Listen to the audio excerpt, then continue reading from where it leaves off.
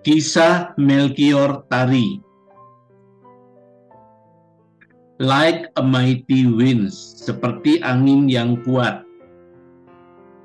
From Sue to the nation. Sekelumit kisah Melkior Tari.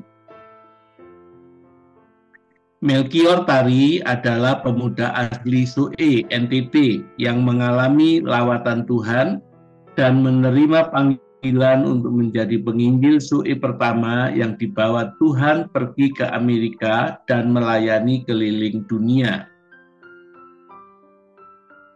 Inilah rumah masa kecil Meltari.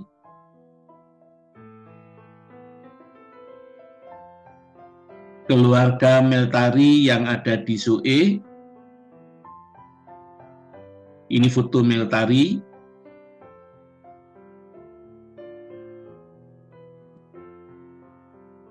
Encounter Night, salah satu brosur dari pelayanan Meltari.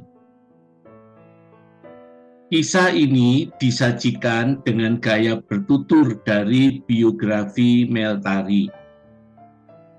Saya adalah anggota gereja Presbyterian, Demit. Di gereja ini segala sesuatu berjalan dengan tertib. Pada saat kami pergi ke gereja, segala sesuatunya sudah tertulis pada sehelai kertas. Gembala sidang membacakan satu bagian dan kami membaca bagian yang lainnya. Kami tahu kapan harus berdiri, kapan harus duduk, kapan harus berdoa, dan kapan harus bernyanyi. Kami juga memiliki kasih, atau saya seharusnya berkata, kami hanya memiliki sedikit kasih. Tapi gereja saya, kami sama sekali tidak mempunyai kuasa. Ketika kebangunan rohani terjadi, Tuhan memberikan kepada kami semua karunia Roh Kudus beserta kuasa, kasih, dan ketertiban. Pencurahan Roh Kudus abad 20 dan 21. Saya masih ingat betul malam itu, 26 September 1965. Kira-kira 200 orang dari berbagai usia berkumpul di gereja kami, Demit Maranatha, berdoa bersama-sama. Ketika kami sedang berdoa, tiba-tiba sesuatu yang aneh terjadi. Kalau saudara membaca kitab Kisah Para Rasul 2, itulah yang kembali terjadi di gereja kami saat itu. Pengkhotbah-pengkhotbah kami sering berkata kepada kami, karena Allah telah memberikan Roh Kudus pada gereja 2000 tahun yang lalu, maka kalau saudara adalah anggota gereja, dengan sendirinya saudara sudah menerima baptisan Roh Kudus. Malam itu Tuhan mulai membuka mata kami bahwa hal itu tidak bisa terjadi dengan sendirinya. Setiap orang harus memberikan respon dan mengalaminya secara pribadi. Selama bertahun-tahun kami dibodohi oleh pengkhotbah-pengkhotbah kami. Mereka mengatakan bahwa saudara harus bergantung kepada pengalaman orang-orang yang hidup 2000 tahun yang lalu. Malam itu Tuhan berbicara kepada hati kami bahwa kekristenan itu tidak bergantung kepada pengalaman hidup orang lain.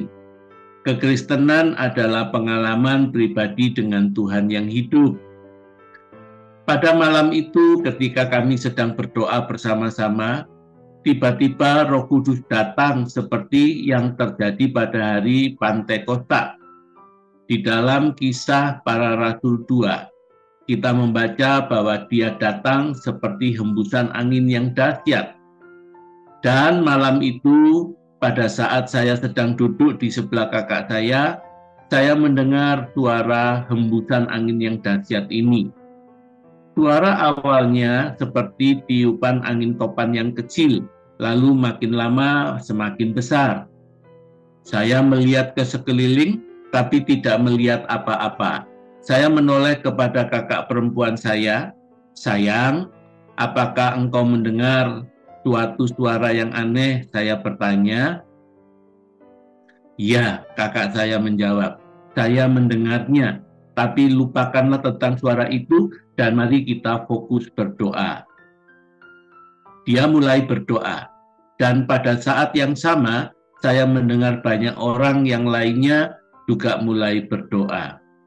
Saudara harus tahu bahwa aturan di gereja kami harus berdoa satu demi satu dalam urutan yang sudah ditentukan. Satu orang berdoa di gereja kami sudah cukup, karena semuanya telah ditulis pada sehelai kertas yang terletak di hadapan kami. Jadi, kalau kami semua mau berdoa, kami seharusnya menuliskan dulu seluruh doa itu di kertas. Tetapi malam itu orang-orang di gereja kami mulai melupakan urutan yang sudah tertulis itu dan catatan doa yang di depan mereka. Sebaliknya, mereka mulai berdoa di dalam roh, dalam bahasa lokal maupun berlidah asing atau glosulalia. Mula-mula satu demi satu, dan sebelum saya menyadarinya, ternyata mereka semua bersama-sama berdoa serentak. "Oh Yesusku, apa yang terjadi di gereja ini? Mereka sudah melupakan urutan yang tertulis itu," saya berkata. Sementara setiap orang sedang berdoa, saya melihat ke arah gembala-gembala sidang yang ikut hadir pada kebaktian itu. Oh, wajah-wajah mereka tampaknya cemas.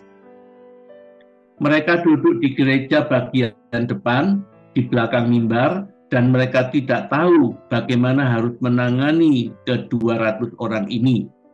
Mereka juga mendengar suara hembusan angin yang dahsyat itu. Lidah-lidah api surgawi membakar gereja. Kemudian saya mendengar lonceng tanda kebakaran berbunyi dengan keras. Di seberang gereja ada kantor polisi, dan di sana ada lonceng kebakaran. Seseorang di kantor polisi melihat bahwa gereja kami sedang terbakar. Maka ia membunyikan bel untuk memberitahu orang-orang desa supaya cepat datang untuk membantu memadamkan kebakaran. Waktu itu di Indonesia, terutama di Timor, kami tidak mempunyai mobil pemadam kebakaran. Kami hanya membunyikan lonceng kebakaran dan mereka akan datang dari seluruh pelosok desa membawa ember-ember berisi air dan benda-benda lainnya untuk membantu memadamkan api. Ketika mereka sampai di gereja, mereka memang melihat nyala api, tapi gereja kami tidak terbakar.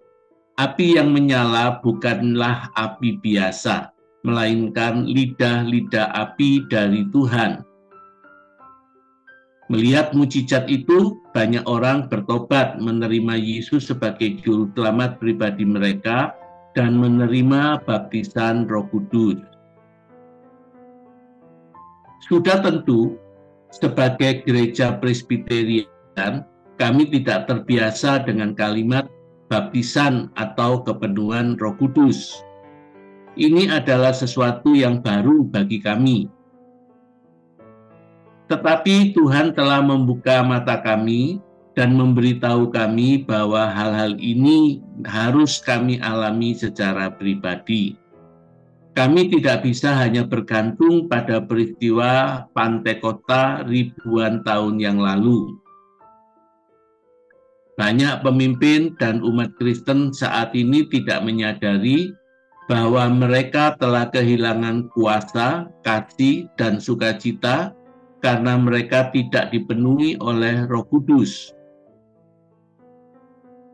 Cara penyembahan yang baru. Saya duduk agak di belakang saat itu, sehingga saya dapat melihat apa-apa yang terjadi. Tiba-tiba, salah seorang saudari yang duduk di depan saya berdiri dan mulai mengangkat kedua belah tangannya. "Tuhan, Saudari ini melanggar aturan gereja kami, saya berkata. Kami tidak diperkenankan mengangkat tangan di gereja kami. Tapi malam itu wanita itu berdiri dan mengangkat tangannya kepada Tuhan. Tuhan, apa yang terjadi pada wanita ini? Saya bertanya. Ini tidak boleh terjadi di gereja kami. Ini bukan cara kami. Lalu Tuhan mengingatkan saya bahwa di dalam Alkitab ada tertulis, angkat tanganmu ke tempat kudus. Tidak, dia tidak mengikuti tata cara gereja kami, tapi saudara ini mengikuti cara yang ada di Alkitab. Kedua orang pendeta yang ada di depan begitu ketakutan, sehingga mereka tidak tahu harus berbuat apa. Di seluruh ruangan gereja, orang-orang mulai mengangkat kedua belah tangan mereka dan menyembah Tuhan. Saya masih terheran-heran dengan apa yang terjadi. Saya menoleh mau bertanya kepada kakak perempuan saya, tapi saya melihat dia juga mengangkat tangannya memuji Tuhan. Berbicara dalam bahasa-bahasa baru. Kemudian saya melihat seorang wanita yang berada di depan saya. Dia adalah seorang yang agak terbelakang pikirannya dan tidak bisa berbahasa Indonesia. Dia hanya bisa berbicara dalam bahasa daerahnya, yaitu bahasa Timor. Sudah tentu dia tidak bisa berbahasa Inggris. Pada saat itu saya belum mahir berbahasa Inggris dan hanya tahu sedikit karena pernah belajar di sekolah. Kemudian wanita ini mulai berdoa dengan suara yang keras dalam bahasa Inggris yang sangat sempurna atau disebut senulalia. Oh Jesus, I love you, katanya. Oh, I want to take the cross and follow you. Oh, I love you Jesus. Dia terus berdoa dan menyembah Tuhan. Kedua pendeta saya yang tidak mengerti sedikit pun bahasa Inggris berpikir bahwa wanita ini sedang kerasukan. Mereka lari dari atas mimbar dan berteriak, "Oh Tuhan, kalau ini bukan dari Engkau, tetapi dari iblis dan iblis juga yang membuat suara yang bising ini, hentikanlah mereka." Tetapi semakin keras mereka berdoa, semakin berlimpah Roh Kudus mencurahkan berkat-Nya. Seorang pria yang berdoa dalam bahasa Jerman. Dia berdiri di sana dan kata-kata pujian dan penyembahannya kepada Tuhan sangatlah indah. Setelah itu, orang-orang mulai berdiri semuanya menyembah Tuhan dalam berbagai macam bahasa. Surga turun malam itu dan benar-benar sangat indah. Ada yang berbahasa Perancis, ada yang memuji Tuhan dalam bahasa-bahasa daerah, dan ada seorang wanita terus berkata, "Shalom, shalom," walaupun dia tidak tahu bahwa dia sedang berbicara dalam bahasa Ibrani. Dan ketika orang-orang yang datang untuk memadamkan api tiba, mereka mendengar doa-doa itu dan berkata, "Apa yang terjadi dengan orang-orang di gereja ini? Mereka sebelumnya tidak pernah ribut begini, bahkan mereka tidak pernah berdoa dengan keras." Mereka berkumpul di gereja untuk melihat apa yang sedang terjadi, dan sekarang bukan lagi 200 orang, melainkan lebih dari 1.000 orang dari berbagai desa berkumpul di gereja malam itu. Pada saat Roh Kudus bekerja, orang-orang di seluruh bagian gereja itu disadarkan akan dosa mereka dan menerima Yesus sebagai juru selamat pribadi mereka. Tiba-tiba mereka bertobat dan berlari ke rumah mereka masing-masing dan mengambil berbagai peralatan sihir, jimat-jimat mereka, juga buku ramalan-ramalan bintang, buku-buku porno, dan buku-buku tafsir mimpi, lalu membawa semuanya itu ke gereja untuk membakarnya. Tidak seorang pun berkhotbah pada malam itu, karena Roh Kudus bekerja dengan caranya sendiri.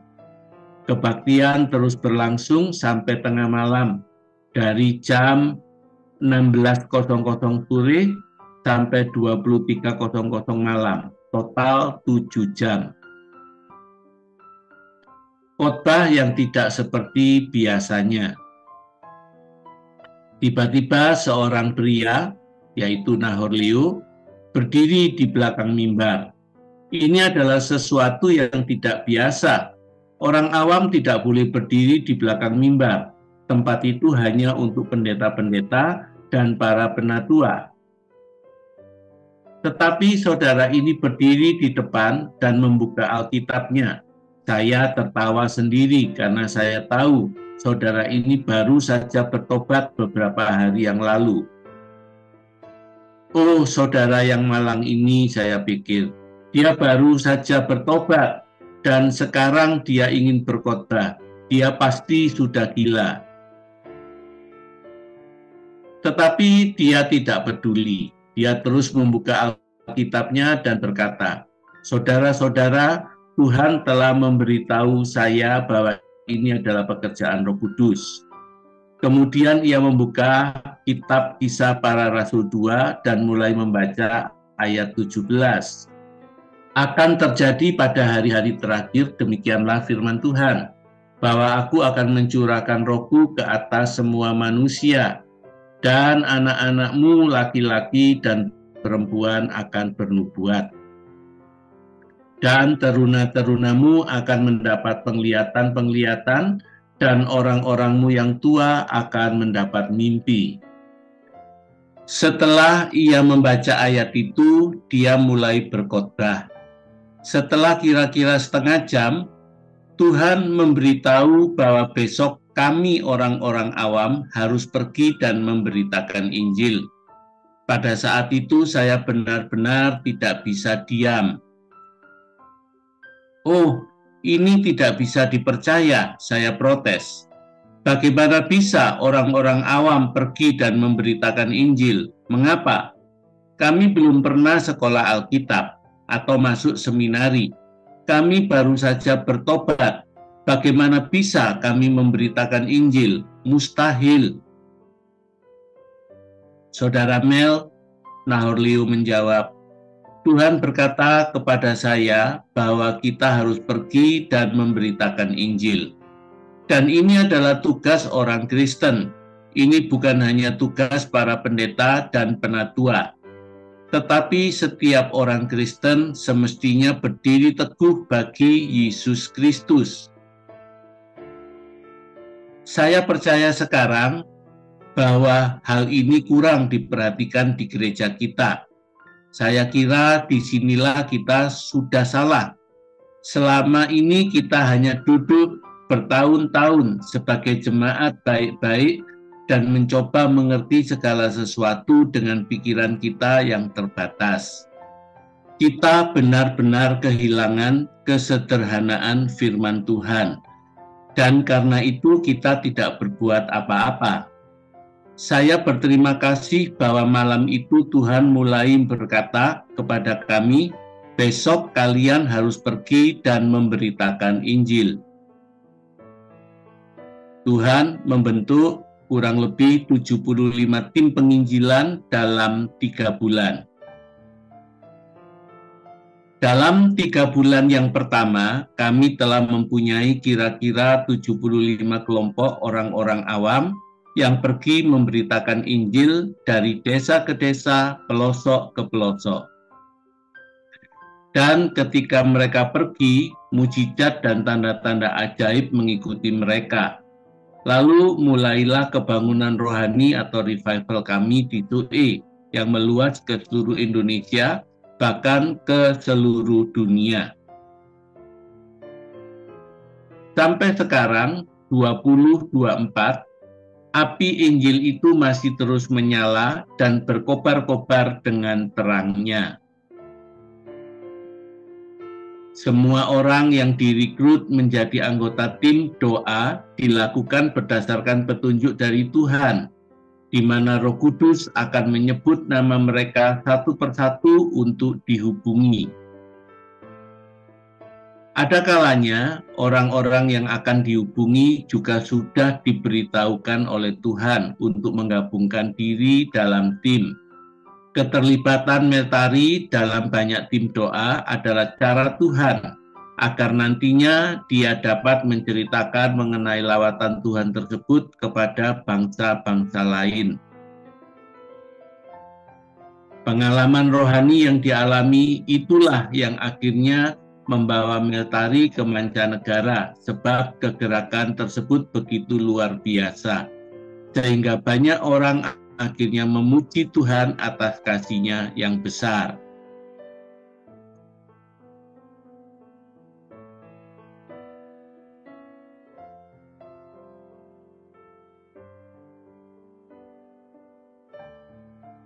Berbicara dalam bahasa baru atau senulalia. Saat di Amerika Serikat, suatu kali Meltari diminta menceritakan tentang kasih Tuhan yang terjadi di kota Sue. Penterjemah ke dalam bahasa Inggris berhalangan untuk hadir. Dalam keadaan seperti itu, Meltari benar-benar tidak tahu apa yang harus ia lakukan, selain bertanya kepada Bapa Surgawi dan berharap ada penterjemah lain yang bersedia membantunya. Tetapi penterjemah lain pun tidak ada. Dalam kondisi seperti itu, Tuhan mulai menyuruh Meltari untuk mengucapkan kata "Ladies and Gentlemen" sebagai kata pembuka. Dalam hatinya, Meltari berpikir bahwa kata-kata tersebut sangat mudah untuk dikatakan. Tetapi selanjutnya apa? Tuhan memberi jaminan, jangan takut, ucapkan saja, maka kata-kata selanjutnya aku yang akan memberikannya untuk diucapkan. Lalu Meltari pun mulai mengucapkan kata-kata "Ladies and Gentlemen", dan Tuhan Yesus sungguh menepati janjinya, sehingga Meltari dapat bersaksi dengan lancar menggunakan bahasa Inggris, seperti orang yang telah terbiasa melakukannya hingga selesai. Inilah karunia yang disebut senulalia, bahasa baru yang dimengerti manusia lain. Para undangan yang hadir dalam pertemuan itu mengatakan bahwa bahasa Inggris Meltari sangat baik. Demikianlah seterusnya ia dapat berbicara dengan menggunakan bahasa Inggris sampai saat ini.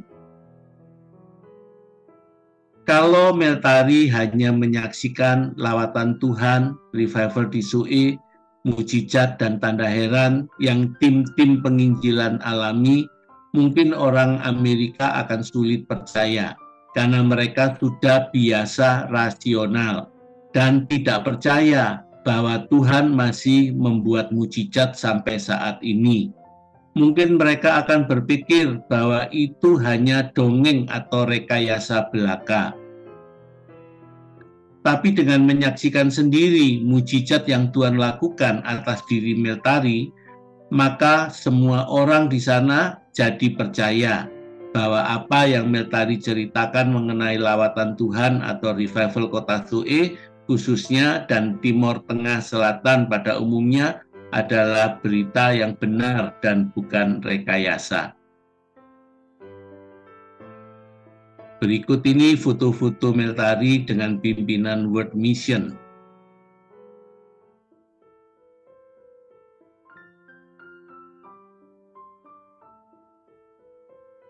Hanya jika saudara percaya.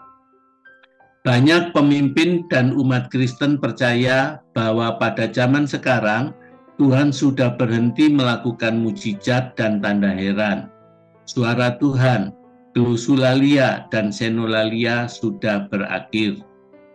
Sebagian lainnya percaya bahwa mujizat dan tanda heran, suara Tuhan, glosulalia dan senulalia hanya terjadi dalam lingkungan Pantekosta karismatik.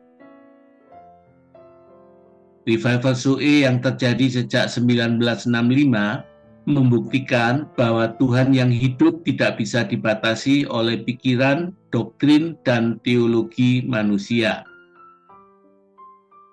Kalau saudara mau membuka hati dan merendahkan diri, maka mujizat dan tanda heran, suara Tuhan, glosulalia, dan senulalia masih bisa saudara alami secara pribadi ataupun dalam jemaat gereja saudara, tak peduli apapun denominasi gereja saudara. Karena kuasa Tuhan masih tetap sama dahulu, sekarang, dan yang akan datang. Tuhan bekerja di luar batas-batas buatan manusia. Haleluya. Jangan batasi kuasa Tuhan. Dia bisa pakai orang sue. Tuhan juga bisa pakai saudara. Reinhard Bonnke berkata, gereja yang tidak mencari jiwa-jiwa yang terhilang adalah gereja yang terhilang. Orang Kristen yang tidak berbeban mencari jiwa-jiwa yang terhilang adalah orang Kristen yang terhilang.